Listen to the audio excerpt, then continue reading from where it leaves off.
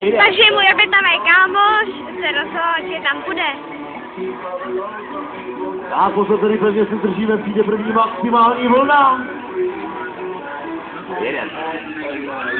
Sedí ve třičce zleva.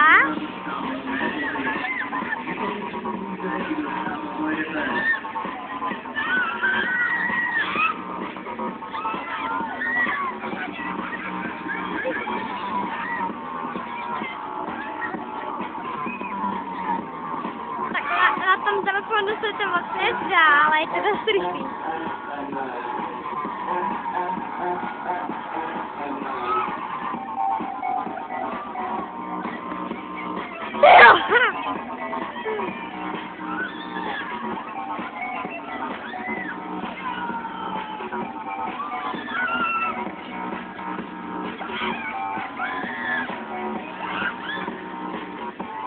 Chudák si došáhne ani nohama dolů. Že chudák malý ani nedošáhne nohama na zem. Teď tuším, že se zastaví nahoře a jedou na druhou. Tak tedy pozor, mládeži Veselá Parta, měníme pro vás směríci, pozor tedy okolo.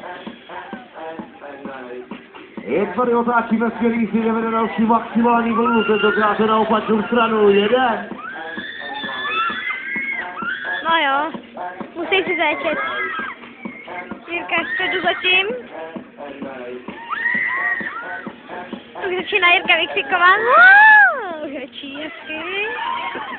A končí. Bych se pokusil takhle to nějak ukázat, takže sedí vlastně je vidět jedný volce, jak vytříze vlasy. Tak Jirka sedí v jednu lavici vedle.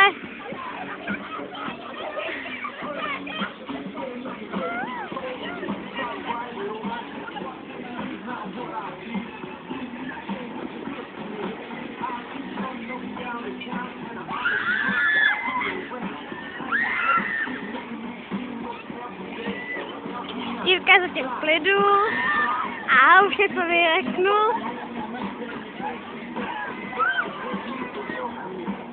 A vedle je chobotnice. Takhle to se vám lícalo a nejhorší je, když se to točí takhle dole, jestli tam něco vidět, tak takhle, jak se to právě točí dole, no tykou žádná, ale jinak se točila těsně do zemí. A pak se začne točit ještě ten blbec. Takhle se to točí tak, aby jste se vůbec neobraceli. Ale když jste úplně dole, a vypadá to, že bude jakože to skrutě pršet. Už to poprchávalo. Už zastavujou. A chobotnice je provozu. Jo, takhle, jak jsou dole tyhle ty lidi, tak za chvíli Tak tedy pozor, mládeži Veselá Parta, jdeme do finále. Ale ještě přijde jedna maximální vlna, celou otáčíme směríci. Jeden na opačnou stranu, jeden.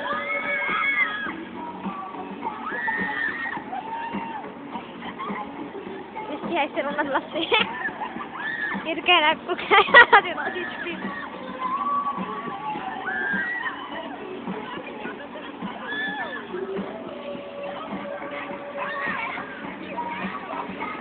No se točí dole, pak se točí ty sedačky a je to dost ostrý. Takhle se to fakt nezdá, ale ve skutečnosti mě to nakopávalo. Vydalo mi to dost dopustit, takže... Ale jo, jinak pro malý. Chobotnice. Je tady náš řídící pozor kolo a trakce Extreme lavice. Zastavujeme.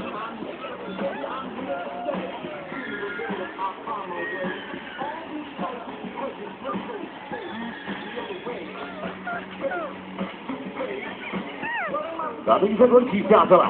Je v klidu. Je v klidu.